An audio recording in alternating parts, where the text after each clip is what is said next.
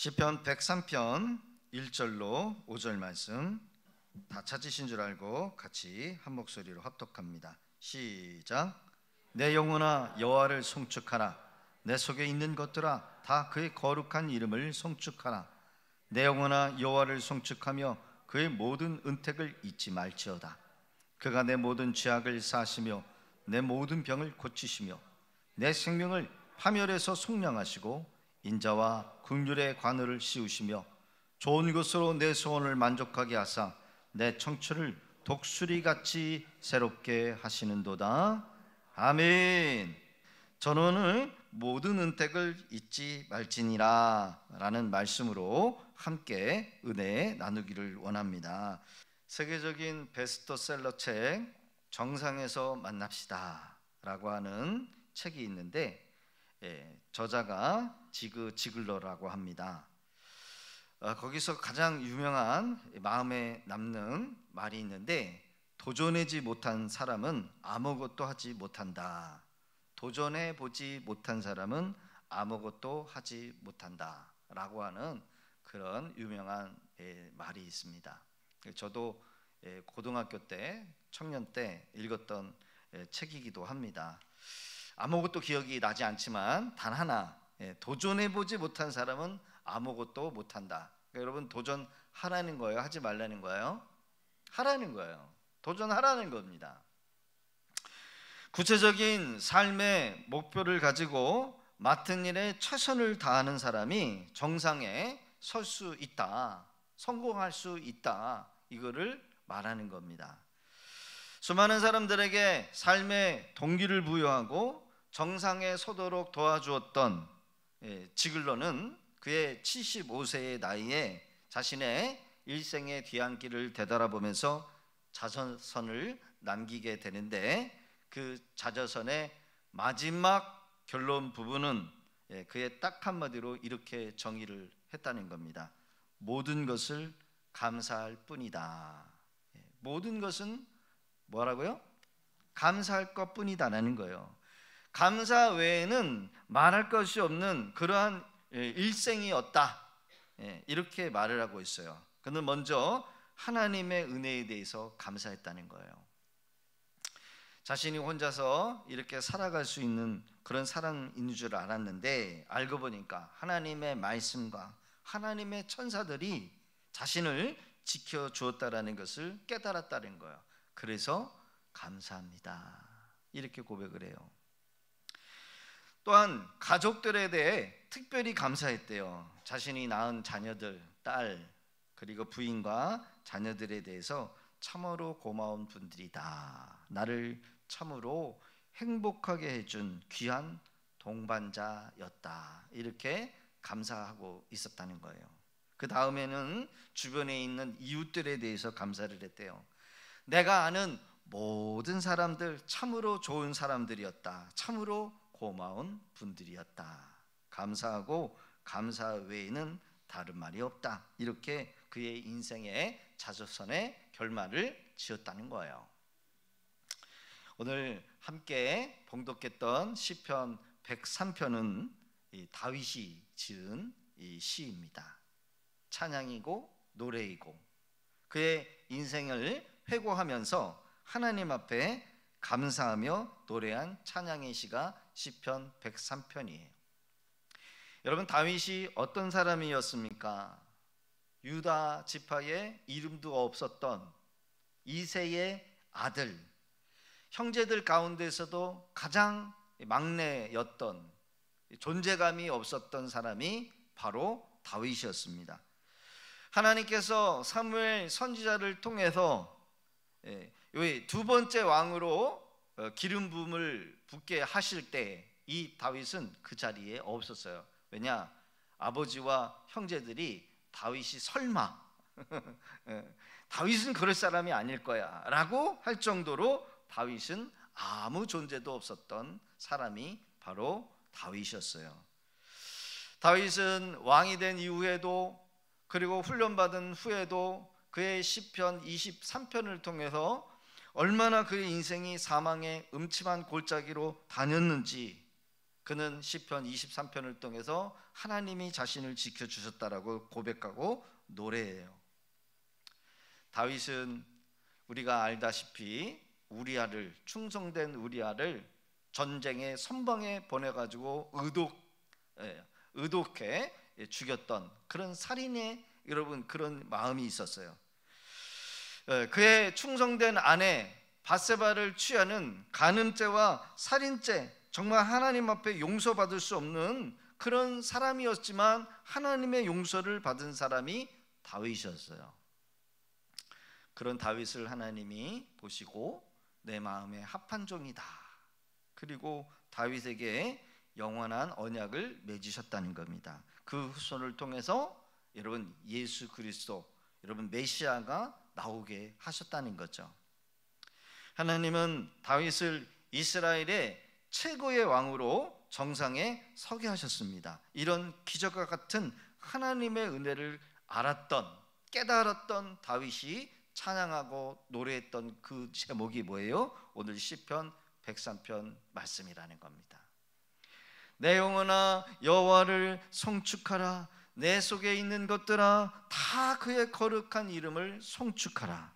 내 영혼아 여호와를 송축하며 그의 모든 은택을 잊지 말지어다. 할렐루야. 그의 모든 은택을 잊지 말지어다. 여러분 우리도 감사와 찬양으로 영광을 돌리는 이 다윗의 고백으로 하나님을 찬양하고 우리에게 베풀어 주신 그 은혜를 기억하며 매 순간순간마다 감사하실 수 있기를 주 이름으로 축복합니다. 심리학자 어밍 하우스라고 하는 사람이 수십 년간의 실험을 통해서 얻은 결과가 있었대요. 그게 뭐냐면 사람은 망각을 잘한다는 거예요. 망각, 잃어버리는 거를 잘한다는 거죠. 그래서 잃어버리는 그 과정을 그림으로 설명으로 그래프를 만들어 놨대요. 이 어밍하우스의 망각 곡선 아마 유명합니다. 그 내용을 간략하게 요약하면 다음과 같다는 거죠. 우리가 어떤 내용에 대해서 알고 나면 20분 이내에 그 내용이 47%를 잃어버린다는 거예요. 그래서 오늘 여러분 설교를 듣고 20분이 지나면 47%를 없어버려진다, 이렇게 생각하시면 되는 거예요. 그리고 이틀이 지나면 66%를 잊어버린대요. 적어놓지 않고 계속 보지 않으면 66%가 까먹는다. 그리고 6일째가 되면 75%를 잃어버리고 20일이 지나면 80%를 잃어버린대요. 결국 한 달이 지나면 완전히 잊어버린대요. 그래서 제가 설교를 다시 반복해도 여러분들은 잘 모르더라고요. 그래서 할만해요. 거의 대부분 다 잃어버리게 된다. 이게 바로 어밍하우스의 망각 곡선이라고 하는 겁니다. 6.25 때 북한군이 여러분 큰 대포를 가지고 자신이 다니던 학교를 이렇게 폭격을 했대요.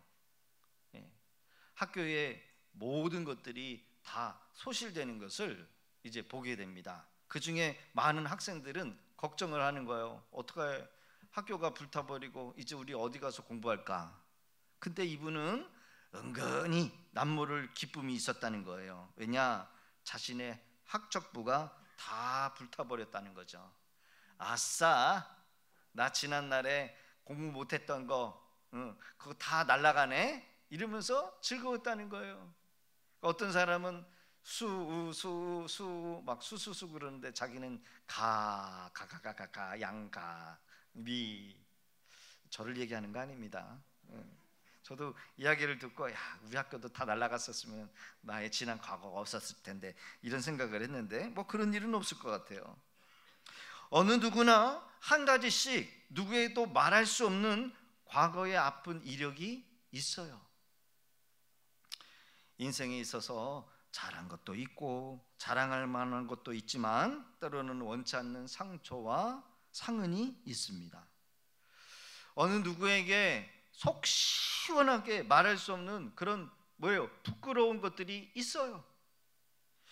이것이 해결되지 않으면 행복할 수가 없고 평생 이것으로 인해서 눈에 보이지 않는 그런 행동과 마음의 상처를, 여러분, 그 아픈 부끄러운 과거, 그것들이 있다는 거예요. 인생이란 한 번 망치면 다시는 되돌릴 수 없는 마치 흰 도화지에 그림을 그린 것과 같아요. 그래서 실제로 그림을 여러분 그리다가 여러분 잘못 그리면 어떻게 해요? 찢어버리면 돼요. 에이 틀렸네, 에이 잘못 그렸네, 쫙 찢어버리고 아유 없던 걸로 하고 다시 그리면 되지만, 우리의 인생의 그림은 틀리면 그 틀린 것 위에다가 다시 계속해서 그려 나가야 한다는 거예요. 실패한 인생의 그림 계속해서 이어가야 한다. 여러분 가슴 아프지요? 예를 들면 어떤 사람이 죄를 크게 지어서 감옥에 들어갔다가 죄값을 다 치르고 나와도 이 세상에서는 그 실패한 사람을 낙인을 찍어버려요. 사회적으로도 여러 가지 불이익을 주는 것을 보게 됩니다. 사업에 크게 실패해서 빚을 잔뜩 지게 되면 그 후유증이 오랫동안 자녀들에게 영향을 미치는 것을 보게 되지요. 어떤 분은 결혼에 실패하면 그 실패한 그 상흔 때문에 여러분 인격에 장애가 있고 관계에 문제가 생기는 것을 보게 됩니다. 한마디로 고통이 따라오게 되어요. 한번 실패하면 새 도화지에 다시 처음부터 시작할 수 있는 것이 아니라는 겁니다. 그래서 인생은 실패한 부분 위에 계속해서 나만의 인생을 그려가야 하는 것인데 결국 인생에 큰 영향을 미칠 수밖에 없는 것이라는 거예요. 다윗 왕은 여러 가지로 인생에 실패를 많이 한 사람입니다. 실패가 많아요. 인생에 많은 실패를 했다라고 여러분 생각하시는 분일수록 오늘 이 다윗왕이 우리에게 주는 그 메시지가 아마 크게 와 닿지 않을까. 그럼에도 불구하고 하나님께서는 이렇게 인생에 많은 시행착오와 실패가 많았던 이 다윗에게 너는 실패하지 않았다. 그러면서 여러분 하나님이 그를 인정하고 있다는 거예요. 할렐루야. 다윗이 실패를 많이 한 사람인데 하나님은 다윗을 향해서 너는 결코 실패한 사람이 아니야, 이렇게 인정을 하고 있어요. 그래서 다윗은 이 기쁨으로 찬양하고 노래를 하고 있다는 겁니다. 여러분 참으로 놀랍지 않을까요? 시편의 첫 구절에 내 영혼아 여호와를 크게 송축하라.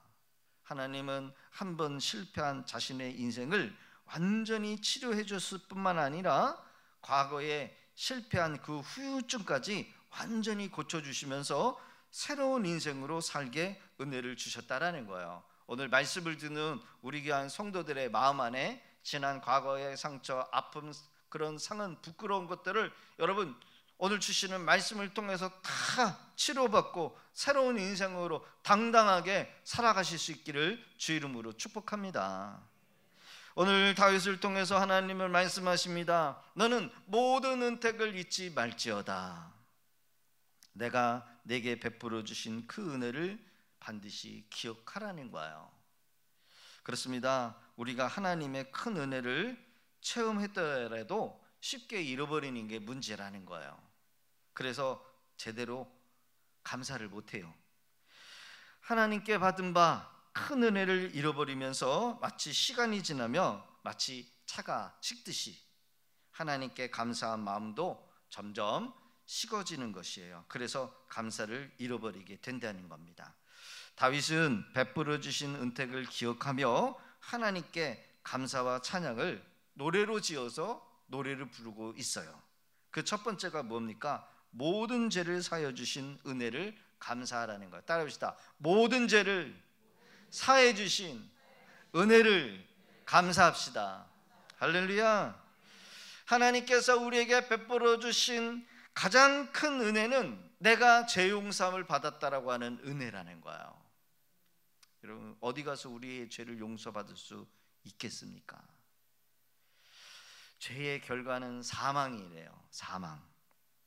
우리가 예수님을 만나지 못했더라면 여전히 우리는 죄의 종노릇하면서 멸망의 길로 갈 수밖에 없는 존재라는 거예요. 그런데 예수님을 믿게 됨으로 우리의 모든 죄가 용서받을 수 있게 되었다. 과거의 죄도 용서받았고 현재의 죄도 용서받고 앞으로 우리가 또 실수하고 넘어져도 그것까지도 우리 주님이 용서해 놓으셨다는 거예요. 할렐루야. 사람들은 기도에서 어떤 문제에 대해서 해결을 받고 소원이 성취가 되고 건강이 나아질 때 그때서야 하나님이 나한테 은혜 주었다. 여러분 이렇게 생각하시는 분들이 있어요. 저 사람은 저런 응답을 줬는데 왜 나는 은혜를 안 주시지? 라고 생각을 한다는 거예요. 이미 하나님이 우리에게 많은 은혜를 주셨음에도 불구하고 우리는 병이 낫고 가난에서 벗어나고 새로운 인생을 살게 해준 것에 대한 감사할, 여러분 당연한 거죠. 감사. 그렇게 되면 진짜 감사해. 그러면 감사하면서 살아요. 그러나 더 중요한 것은 육체적인 문제, 우리의 삶의 형통함이 있고 자녀의 복을 받고 좋은 직장과 좋은 남편, 좋은 아내를 얻고 사는 것이 하나님이 내게 주신 은총이다라고 생각을 하지만 그거보다 더 중요한 사실은 죄로부터 치료받았다라는 거예요. 죄 용서함을 받았다는 거예요. 그래서 거듭나서 새로운 인생이 되었다는 것에 여러분 진정한 감사가 있어야 한다는 거예요. 할렐루야. 죄로부터 치료받고 죄 용서함을 받고 거듭나서 새로운 인생으로 살아간다는 거. 사실 사람은 가난해서 부한 것으로 건강하지 못한 것을 건강한 것으로 이루고 싶은 그 소원이 이루어졌지만 어느 날 그것이 이루어져서 성취가 되는 것이 여러분 중요하다라고 생각을 한다는 거예요. 그것이 하나님의 은총을 받은 것으로만 생각한다는 거예요. 그러나 그것보다 더 중요한 것은 바로 죄 용서함을 받은 것이 정말 중요하다라는 거예요. 죄 용서함을 받는. 사람들이 불행해지고 가난해지며 관계가 깨지고 가져도 누려도 성취되어도 행복하지 못하는 이유가 뭘까요? 그거는 바로 죄 때문이라는 거예요. 이 죄가 계속해서 우리를 괴롭히고 우리가 가져도 행복하지 못하고 만족하지 못하고, 왜 갑자기 우리가 신앙생활하면서도 사람과의 관계가 깨지고 또 우리가 기도해서 얻는데도 성취했는데도 만족하지 못하고 왜 더 불만족스러운지는 여러분 뭐 때문에? 죄 때문이라는 거예요. 사람이 몸으로, 여러분 몸이 속에서 병이 이게 뭐예요? 들었다가 이 약을 먹어가지고 고쳐집니다. 여러분 그 사람의 마음과 영혼이 여러분 건강해졌어라고 보장되는 게 아니에요. 육체만 여러분 약을 먹어가지고 치료됐을 뿐이지 그 사람의 생각과 마음과 인격이 고쳐지었다, 정상적으로 건강해졌다라고 생각할 수가 없어요. 만약에 어떤 사람이 장애가 있었는데 여러분 그 장애를 어떤 의사가 고쳐줬어요. 근데 그 장애를 갖고 살면서 많은 상처와 아픔이 있는데 육체적으로는 장애가 고쳐졌을 뿐이지 그 사람의 영혼과 그 정신이 여러분 건강해졌다라고 말할 수가 없는 겁니다. 마음에 말하지 못한 큰 상처가 있는데 겉모양으로는 봐서 장애가 고쳐지고 몸은 건강해졌을지는 모르겠지만 그 사람이 받았던 이전의 상처, 그 영혼의 상처가 치유되어지지 않았기 때문에 여전히 그 사람은 문제를 가지고 사는 사람이라는 거예요. 그래서 우리 청년들은 여러분 배우자를 잘 만나야 돼요. 허우대가 멀쩡하고 돈이 많다고 해서 그 사람이 이런 건강하고 멀쩡하다라고 볼 수가 없어요. 그 사람의 영혼과 내면이 상처가 있는지 어떤 아픔이 있는지를 들여다 볼 줄 알아야 돼. 그게 치유되지 않은 상태에서 배우자를 만나고 결혼을 하면 여러분 그 아픔과 그 상처 때문에 여러분 가정이 깨지고 더 큰 문제를 안고 살아갈 수가 있다는 거예요. 무엇을 말합니까? 이런 마음과 영혼의 치유가 되지 않는 상태에서 육체의 병이 고침받은 것으로 행복해질 수가 없다는 거예요. 바로 죄라고 하는 것은 육체뿐만 아니라 그 사람의 영혼과 정신까지 파멸로 이끌기 때문에 하는 겁니다. 세상에서 죄를 지으면 소외를 시켜버립니다. 죄를 지은 사람은 여러분 믿어주려고 하지 않아요. 집행유예 기간에 같은 죄를 지으면 다시 그 사람을 감옥에 가둬버리고 사회로부터 영구히 격리를 시켜버립니다. 그러기에 죄라는 것은 하나님으로부터 소외를 가져다 준다는 거예요. 우리가 알던 모르던 큰 죄든 들통나던 죄든 아직도 들통나지 않는 죄가 있더라도 이 죄는 하나님과 원수가 되게 만들어요. 여러분, 숨기는 죄가 아무렇지 않다라고 생각을 하지만 이 죄의 영향력은 사람의 인격을 병들게 만든다는 겁니다. 그 사람의 정신, 그 사람의 영혼을 부패하게 만들어요. 그래서 죄는 들통나는 게 좋은 거예요. 사람들한테 다 들통나서 고백되어지고 다시는 내가 죄를 짓지 않겠습니다. 다시는 내가 거짓말하지 않겠습니다. 다시는 내가 사기치며 살지 않겠습니다. 다시는 내가 하나님 보시기에 사람들 보시기에 정직하게 거룩하게 살겠습니다. 이런 여러분 고백이 있지 않으면 그 사람은 계속해서 숨어서 죄를 짓고 그 인격에 여러분 문제를 일으키는 거예요. 사람들에게 발생하는 모든 비참은 죄가 우리에게 미친 후유증에서 나오는 것입니다. 후유증. 저희 이제 옛날에 목에 그 칼을 대서 수술을 했는데요. 그 후유증이 아직도 있어요. 그래서 조금만 피곤하면 목부터 오고 목이 쉰소리가 나고 찬양도 제대로 못 부르고 어쩔 때는 목이 갈라져서 그 예전에 듣던 그 목소리가 제대로 나오지 않아요. 이 후유증이요. 죄는 후유증을 가져다 줘요. 다윗은 이러한 은총을 여러분 찬양하고 노래하고 있는 이유가 뭐예요? 우리 안에 있는 이 죄의 뿌리를 끄집어내서 근원적으로 치료를 받았다라는 거예요. 여러분 이거는 여러분 외과 의사가 심리학자 의사가 여러분 고쳐줄 수 있는 문제가 아니라 이 죄의 후유증은 누구만 고쳐줄 수가 있어요?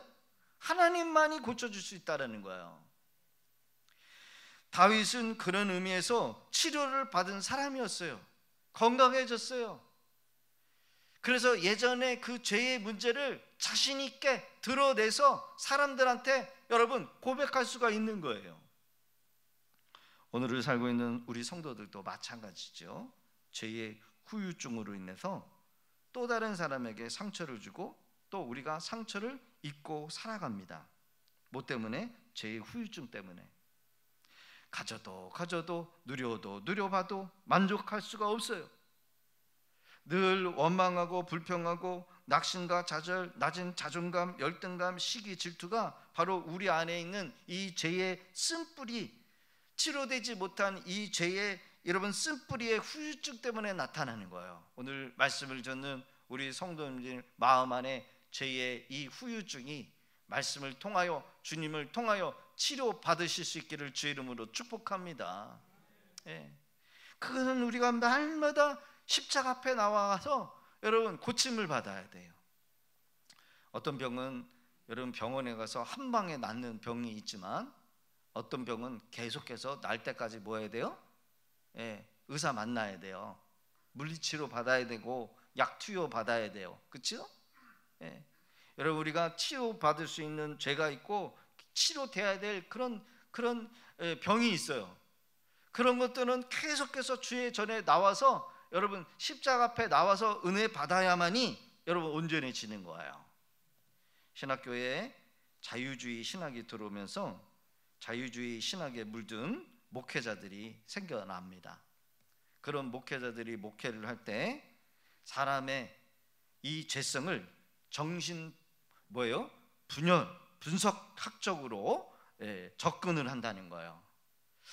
문제를 해결하려고 여러분 이 죄의 문제는 그냥 단순히 이 감정의 일부분이다 이런 식으로 해석을 한다는 거예요. 여러분 이런 자유주의적인 신학을 가지고 죄를 정신 분석학적으로 접근하는 치료법은 그 사람 안에 내면에 깊이 내재져 있는 이 죄성을 근본적으로 치료할 수가 없어요. 인간 안에 내재된 이 죄는 오직 예수 그리스도의 십자가, 성령이 주시는 은혜 외에는 우리의 인격 안에 내재되어 있는 이 깊은 죄의 근본, 쓴뿌리를 고칠 수 있는 방법이 없어요. 날마다 우리가 예수를 붙들고 예수의 이름을 붙들고 이 죄와 싸우는 씨름이 없이는 성령님께서 우리의 이 죄의 근본에 이 후유증을 치료할 수가 없다는 거예요. 죄라고 하는 것은 이론도 아니고 여러분 지식에서 오는 것도 아니에요. 관념도 아니에요. 신앙생활 중에 실제적으로는 체험이 있어야 돼요. 체험. 하나님께서 여러분들의 병든 그 영혼의 그 모습 그대로 하나님 앞에 나오기를 주님은 원하신다는 거예요. 왜 그렇습니까? 매일매일 십자 앞에 나올 때에 성령의 은혜가 우리의 그 병든 생각과 마음과 습관, 죄의 쓴뿌리를 고쳐주실 수 있다는 거예요. 할렐루야. 하나님 앞에 있는 그대로 우리의 죄를 인정할 때에 성령의 능력으로 내 속에 깊이 있는 그 죄의 본성을 여러분 성령 하나님께서 십자가에 못 박아 버리신다는 거예요. 할렐루야. 그래서 우리는 매일매일 십자가 앞에 나와서 예수님과 함께 죄로 죽어야 돼. 죄로 죽고 다시 예수님이 살아나실 때 우리가 새로운 몸으로 부활할 것을 바라보면서 소망을 얻어야 한다는 겁니다. 이것이 치료되면 우리의 의식 깊은 곳에 근본적으로 하나님에 대한 감사와 찬양이 터져 흘러나올 수밖에 없다는 겁니다. 할렐루야. 본문의 대본은 없지만 예수님이 사마리아에 갈 때 사마리아의 우물가에 있었던 여인을 만나죠. 12시가 되어서 남들이 없는 그때에 물을 길러 온 한 여인이 있었어요. 물을 좀 달라 그러니까 어떻게 유대인이 사마리아 여자에게 말을 걸고 물을 달라고 할 수 있느냐. 유대인들은 절대로 사마리아 사람들을 사람 취급하지도 않고 상종하지도 않아요. 그 여인이 예수님과 주거니 받거니 대답을 합니다. 가서 내 남편을 데려와라 라고 하니까 남편이 없다라고 얘기를 해요. 근데 지금 살고 있는 남자가 있는데 그 남자는 이미 다른 여자의 유부남이었어요. 벌써 남자를 5번이나 바꾼 그런 부도덕한 그런 부끄러움을 가지고 있는 여자였어요. 얼마나 부끄러워요? 수치스러운 여자였어요. 우물가에 물을 떨어올 때마다 사람들이 수근수근하죠. 저거 창기야 창기, 못된 짓 하냐, 사람으로 할지도 못하는 그런 더러운 년이야 라고 여러분 아마 손가락질을 했겠죠. 그런데 예수님을 만나고 죄용삼을 받은 이후에 메시아, 참된 메시아를 만났다라고 여러분 자기가 살고 있는 동네에 들어가서 떠들어댄 거예요. 그렇죠? 저 사람의 행실을 누구나 다 아는데, 지금 살고 있는 그 남자도 자기 남편이 아닌데, 그런데 어떻게 저 여자가 저렇게 부끄럽지 않고 떠들 수 있겠느냐. 여러분 그것이 바로 예수님을 만나서 죄용삼을 받은 사람의 모습이라는 거예요. 여러분 예수님을 진정으로 만나면 옛날에 과거에 우리의 부끄러웠던 모든 것들이 다 용서받고 여러분 그 부끄러움까지 다 치료받게 되는 줄로 믿습니다. 할렐루야. 다윗은 그런 의미에서 감사와 찬양으로 나갔다는 거예요. 두 번째로 하나님만이 우리의 죄를 고칠 수 있는 분이다라는 것을 반드시 기억하실 수 있기를 바랍니다. 따라합시다. 하나님만이 나의 죄를 고치실 수 있는 분이십니다. 3절과 4절과 5절의 기록을 같이 함께 읽겠습니다. 시작. 그가 내 모든 죄악을 사하시며 내 모든 병을 고치시며 내 생명을 파멸해서 속량하시고 인자와 긍휼의 관을 씌우시며 좋은 것으로 내 소원을 만족하게 하사 내 청처를 독수리같이 새롭게 하시는도다. 할렐루야. 내 모든 병을 고치신 은혜를 잊지 말라는 거예요. 여기서 말하는 모든 병의 육체의 질병은 여러분 육체만 말하는 것이 아니라 그 사람의 정신적인 고통, 육체의 질병, 상한 마음, 실패, 절망, 버림당하고 외면당하고 또 뭔가 이루고 싶었는데 감당하지 못해서 포기하고 또 그로 인하여 고독하는 그 모든 심리적인 것까지를 다 통틀어서 모든 병이라고 말하고 있어요.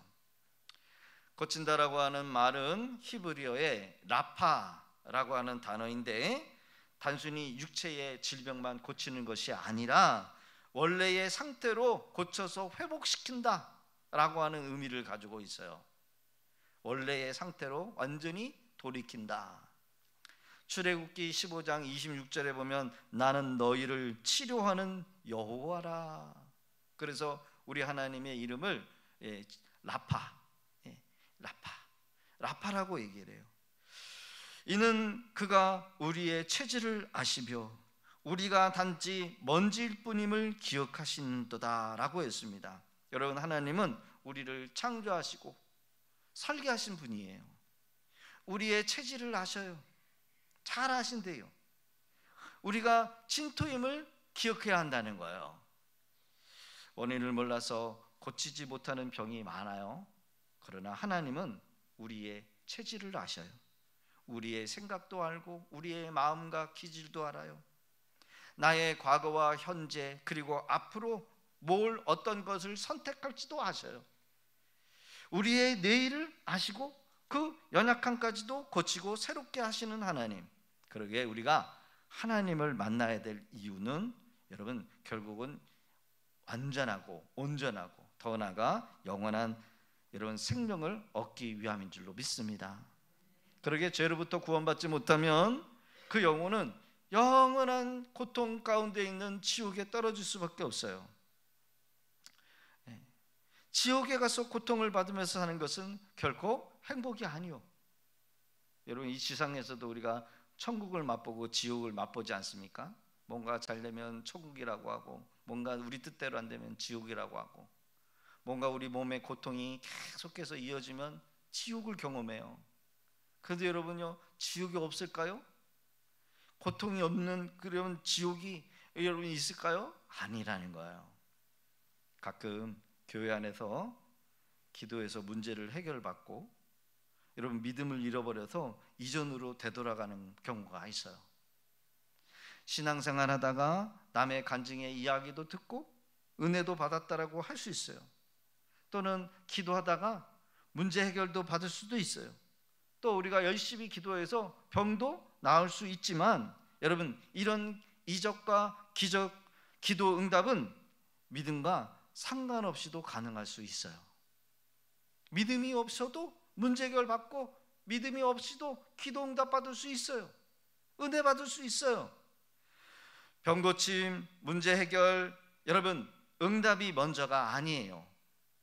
여러분 우리가 기도해도 병이 낫지 않을 수도 있고요, 우리가 기도해도 응답이 안 올 수도 있어요.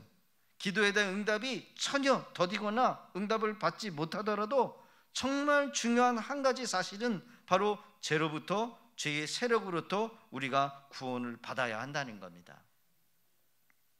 이게 문제예요. 여전히 교회를 다니고 기도하면서 은혜도 받고 말씀도 듣고 응답을 받지만 봉사도 하고 헌금도 하고 선교도 하지만 여러분 여전히 말씀 앞에서 순종하지 않으려고 하고 변화되지 않으려고 하고 저항하는 경우가 있어요. 그렇죠? 어떤 거는 내가 하겠습니다. 어떤 건 내가 순종하겠습니다. 우리는 하나님의 말씀 앞에서 자꾸 뭐예요? 변화되려고 하지도 않고 저항하는 경우가 있어요. 나는 요 정도만, 나는 요 정도까지만 할 거야. 나 자신에는 문제가 없다라고 생각해요. 다른 사람이 변화되어야 된다라고 생각을 해요. 나는 괜찮고 당신이 변화되었으면 합니다. 여러분 우리 집에서 얼마나 그렇습니까? 나 자신은 변하지 않으려고 하고 내가 바라보는 사람들이 문제가 많다라고 생각을 해요. 내가 싫은 사람이 있으면 여전히 시기하고 질투하고 못마땅해 해요. 용서를 못해요. 용서해야 된다는 걸 아는데 용서가 안 돼요. 다른 사람은 용서하라고 말을 하지만 자기 본연에는 아직도 용서하지 못하는 사람이 있어요. 이해를 해야 되는데 이해를 안 하려고 해요. 상대방의 잘못을 감춰줘야 해야 되는데 감춰주기 싫어요.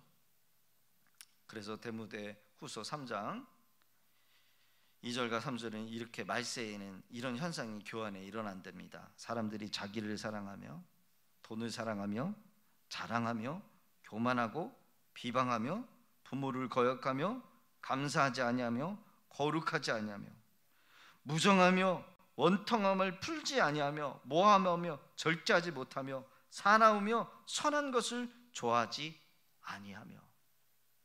이 3절에 보니까 무정하며 원통함을 풀지 아니한다는 것이 뭘까?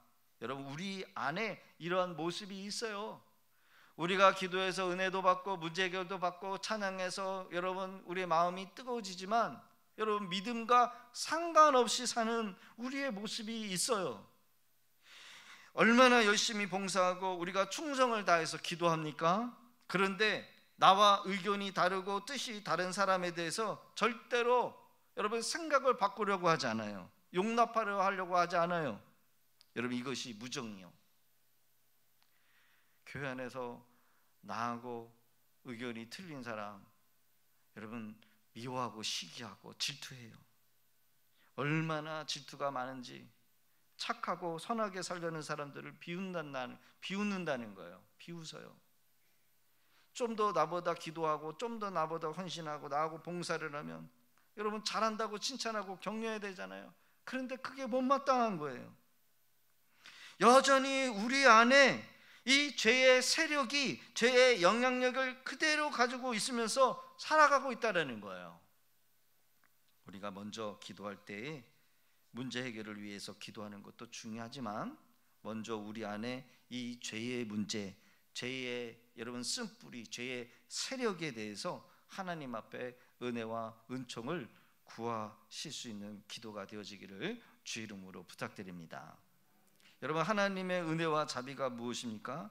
죄 용서 그리고 죄의 세력으로부터 구원을 받는 것이 여러분 은혜예요. 여러분, 이것이 해결되지 않고 우리가 신앙생활을 하면서 여러분 우리가 많은 것을 구하고 얻지만 그게 믿음하고 상관없는 응답일 수 있다는 거예요. 매일매일 주의 전에 나와 우리가 구하고 간구해야 될 기도의 제목이 바로 죄와 죄의 세력으로부터, 나뿐만 아니라 우리 가정, 우리 교회, 내가 속해 있는 직장, 우리가 속해 있는 이 나라와 민족을 위해서 기도해야 될 줄로 믿습니다. 단순히 정치의 문제가 해결이 되어지고 경제의 문제가 해결되어지기를 기도하는 게 아니라 이 나라 이 백성, 위정자들의 죄와 한국교회의 죄를 위해서 우리가 금식하면서 기도하는 게 중요한 거예요. 내가 먼저 변화되고 여러분 내 안에 죄의 세력이 죽게 될 때 하나님은 나를 통해서 내 주변이 살아나고 나를 통해서 변화의 역사를 여러분 일으키 세우시는 줄로 믿습니다. 중요한 거는 남이 아니라 누구라고요? 나예요. 나. 우리예요. 올 한해 한 해를 지켜주신 하나님 앞에 여러분 우리가 무엇을 감사해야 할까요? 감사는 믿음의 온도계래요. 믿음의 온도계. 감사가 올라가는 것은 결국은 믿음이 올라가는 거고, 믿음이 올라가는 것은 결국 감사가 많다는 거예요. 감사가 올라가면 믿음이 성장한다라고 하는 것이고, 감사가 떨어지면 믿음이 떨어지고 있다는 거예요. 은혜가 충만하면 감사의 온도계가 올라가고, 은혜가 떨어지면 감사보다 뭐가 많아질까요? 그 감사하는 자리에 불평이 더 많아진다는 거죠. 리차드 포스터 목사는 이렇게 말을 합니다. 불평이 한 번 생길 때마다 10번 감사해라. 따라 봅시다. 시작. 불평이 10번 감사하라. 아멘. 불평이 한 번 생길 때마다 10가지의 감사할 거를 찾아서 감사하라는 거예요. 그러면 어떻게 될까요? 불평할 것들이 없어지겠죠. 주님은 범사에 감사하라고 그랬어요. 범사에. 좋은 일이든 슬픈 날이든 네가 원하는 일이든 원치 않는 일이더라도 뭐라고요? 감사하라는 거예요. 올 한해 우리 어르신들 얼마나 병원 신세 많이 지셨습니까? 넘어지고 부러지시고. 근데 우리 권사님 중에 황금에다가 이렇게 이만하기를 다행입니다 이러면서 감사하신 분이 계시더라고요. 저 같았으면 처음부터 안 넘어지게 해서 안 다치게 하시면 됐잖아요 이런 식으로 항변했을 텐데, 그 권사님은 이만하기를 다행입니다 라고 하면서 감사 헌금을 하셨어요. 역시 신앙의 고수요. 그렇죠? 감사해야 돼요. 용서받을 수 없는 죄악 가운데 나를 살려주신 그 구원의 은혜, 하나님 앞에 우리가 10번, 10,000번, 1,000번 감사해도 부족한 것 같아요. 모든 사고와 질병으로부터 건강과 생명을 지켜주시고 보호해주신 하나님께 10번 감사하실 수 있기를 바랍니다. 여러분들의 모든 소원을 만족하게 하시고 더 나아가 우리를 독수리같이 새롭게 하시는 하나님께 여러분 10번 감사하실 수 있기를 바랍니다. 감사하는 자에게 더 많은 감사가 열리고요, 불평하는 자에게는요 더 많은 불평이 여러분 달라붙어요. 그렇죠? 그러니까 여러분 마귀한테 속으면 안 돼요. 신경질 나고 여러분 죽겠네 하면 죽을 일이 더 많이 생겨요. 죽겠네 그러면 세포들이 죽을 여러분 준비를 한다는 거야. 그래서 암세포가 더 많이 발생해요. 감사하실 수 있기를 바랍니다. 하나님이 베풀어 주신 은혜를 기억하면서 감사한 자에게는 더 풍성한 은혜를 베풀어 주셔요. 제가 부교육자 생활을 그래도 막 10몇 년을 했는데요, 엄청 피곤하더라고요. 지쳤어요. 막 고막이 터지고 막 스트레스를 받으니까 간이 막 그 초음파를 찍으니까 안에가 막 다 하얘요. 병원에서 의사 선생님이 그러는 거예요. 아니 왜 이렇게 술을 많이 드셨어요? 알코올성 지방간인가 봐요. 하한 거예요. 스트레스를 너무 많이 받아가지고. 그래 어려울 때 이런 개척교회를 시작을 했는데요, 개척교회하면서 얼마나 행복했는지, 모든 스트레스가 여러분 다 풀어지는 거예요. 여러분 개척교회 하는 게 쉬워요? 부교육자 생활하는 게 쉬울까요? 부교육자 생활하는 게 더 쉬운데요, 저는 개척교회 하는 게 더 쉬웠어요. 교회 성전 건축할 때 얼마나 힘들었습니까? 그렇죠? 중공검사 딱 떨어지고 나서 코로나가 터져가지고 교회 못 들어오게 해요. 그래서 저는 감사했을까요? 원망했을까요? 저는 감사했어요. 건축하면서도 힘들었는데 하나님이 쉬라고 하시나 보다. 안 그랬으면 이제 건축 준공 떨어지고 열심히 나가서 또 교회를 채워야 하기 때문에 전도해야 될 텐데, 여러분 그때도 감사했어요. 어려운 상황과 환경이 찾아올 때 여러분 감사하실 수 있기를 바랍니다. 여러분 앞으로 경제가 뭐 어렵다고 하면 어려울 수도 있지만 그 어려울 때도 여러분 감사하세요. 그러면요 하나님께서 살아날 수 있도록 길을 열어주셔요. 퇴직을 당하셨습니까? 감사하십시오. 여러분 다 하나님이 예비해 놓으신 거예요. 베풀어 주신 은혜를 기억하면서 감사하는 자에게는 더 많은 풍성한 감사가 넘치지만, 감사할 것이 1000가지 100가지인데도 한 가지 그 불평한 것에 집중해서 계속해서 불평하다 보면 여러분 그 감사할 그 거리까지 다 잃어버리고 더 많은 불평할 것들이 많아질 수밖에 없다는 거. 그러기에 이번 한 주간에도 여러분 어렵고 힘들지라도 감사함으로 이겨내기